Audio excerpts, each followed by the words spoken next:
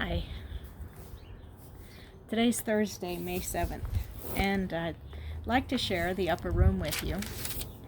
It's based on Psalm 19, so I wanted to read some verses from Psalm 19. Starting with verse 1. The heavens declare the glory of God. The skies proclaim the work of his hands. Day after day, they pour forth speech. Night after night, they display knowledge. There is no speech or language where their voice is not heard. Their voice goes out into all the earth, their words to the ends of the world. In the heavens, God has pitched a tent for the sun, which is like a bridegroom coming forth from its pavilion, like a champion rejoicing to run his course. It rises at one end of the heavens and makes its circuit to the other.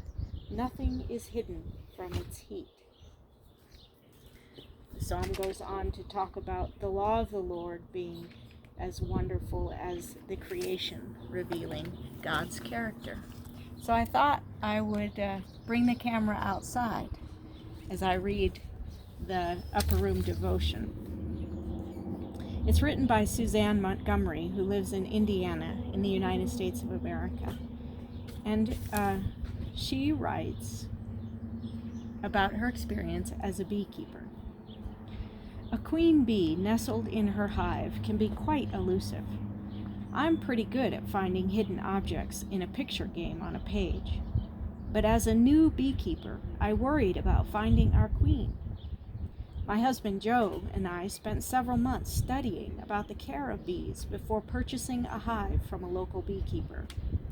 Our starter pack of bees, derived from a larger colony, came with 5 frames containing comb and larvae to put in our hive, along with the worker bees and a queen.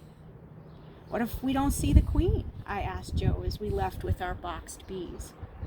Don't worry, he said. You don't have to see the queen. If you see her eggs and developing larvae, you know she's there. Well, about a week later, curiosity moved me to look in our hive. I saw newly laid eggs and growing larvae in different stages of development. Joe was right. I never saw the queen, but I saw her handiwork. Our search for God can be much like my quest for the queen bee. We long to see God, but because God is invisible, we get discouraged.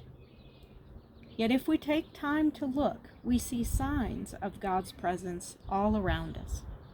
Just as I haven't seen my queen bee, I haven't seen God face to face yet.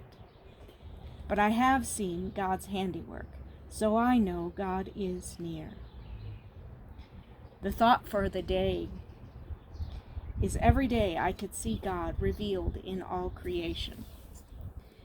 And the prayer Suzanne writes is, Dear Lord, give us eyes to see you and faith to believe. Amen. So as I point the camera to the sky, to the trees over there, we know that we can see God in creation, and that we see the majesty and the greatness and the beauty of God through the creation. But what I want to remind you today is that you and I are part of God's creation, and we are called to see God in ourselves and in each other. If Christ lives in us, then we can look for Jesus in each other and in ourselves. We're just as much a part of God's creation as the sky and the trees and the birds and all the other things that God has made. The scriptures say that God has compassion on all that God has made. So my prayer is that God would give you and me eyes to see God more and more in ourselves and in each other, in our neighbors, in our enemies, and in all of us.